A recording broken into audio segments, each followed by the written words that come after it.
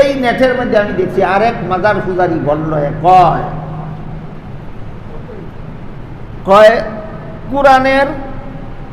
কুরআন তেলাওয়াতের দ্বারা যদি প্রতি অক্ষরে 10 নেকি হয়, কুরআন তেলাওয়াতের দ্বারা যদি প্রতি অক্ষরে 10 নেকি হয়, তাইলে কোরআনে তো শয়তানের নামও আছে। শয়তানের নামের মধ্যে তো অক্ষর আছে 5টা। শয়তানের নাম জপলে কি 50টা করে নাকি হবে? মাজার পূজারি বন্ড শয়তানে প্রশ্নটা করেছে। কোরআন তেলাওয়াত করলে প্রতি অক্ষরে 10 নেকি হয়, এই কথাটা তো সমাজের মানুষকে আলেমরাই শুনাইয়া থাকেন। কারা শোনায়? আলেমরা শোনায়। সে এই প্রশ্ন করার মাধ্যমে আলিমের বিরুদ্ধাচরণ করতেছে, বুঝাইছে যে আলিমরা কথাটা ঠিক ভুল কয়। আপনাদের জানা দরকার যে কোরআন তেলাওয়াত করলে প্রতি অক্ষরে 10 সওয়াব হয়, এটা আলেমদের কথা নয়, এটা মুহাম্মদুর রাসূলুল্লাহর কথা।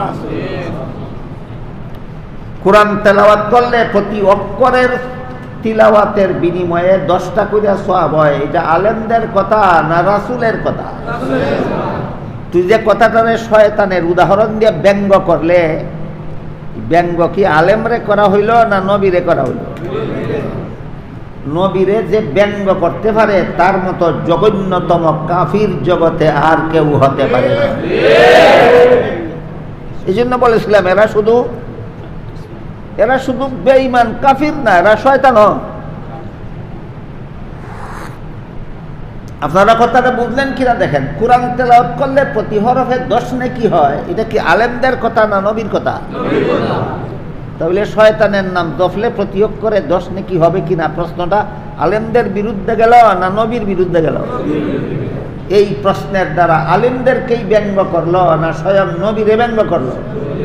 নবীরে ব্যঙ্গ করলে সমস্ত কাফিরের চেয়ে জঘন্যতম কাফির হয়। সুতরাং এই প্রশ্নকারী মাজার পূজারি বন্ড জঘন্যতম কাফির। বাকি রইল প্রশ্নের জবাব। রাসূল বলেননি শয়তানের নাম জপলে প্রতি অক্ষরে 10 নেকি হয়। রাসূল বলেছেন কুরআন তেলাওয়াত করলে প্রতি অক্ষরে 10 নেকি হয়। শয়তানের নাম যখন কুরআনের আয়াতের অংশ হবে, শয়তানের নাম হিসাবে নয়, কুরআনের আয়াত হিসাবে প্রতি অক্ষরে 10 নেকি।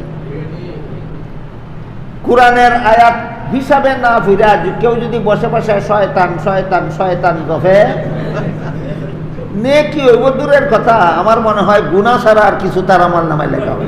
তুই শয়তানের নাম জপস কি তার লাগে? বলেন রাসূল বলেছেন শুধু শয়তানের নাম জপলে 10 নেকি হয় না কুরআনের আয়াত তিলাওয়াত করলে? রাসূল বুঝাইলেন কি আর শয়তানে বুঝলো কি?